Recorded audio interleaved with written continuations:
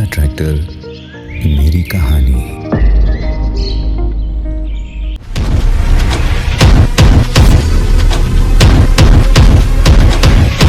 नमस्कार मित्रांनो, माझे नाव अक्षय उमरे, मी राहणार सांगवी, तालुका सिन्नर, जिल्हा नाशिक इथला शेतकरी असून माझ्याकडे 12 एकर क्षेत्र आहे। त्या क्षेत्रामध्ये मी 7 एकर द्राक्ष बाग लावलेली आहे।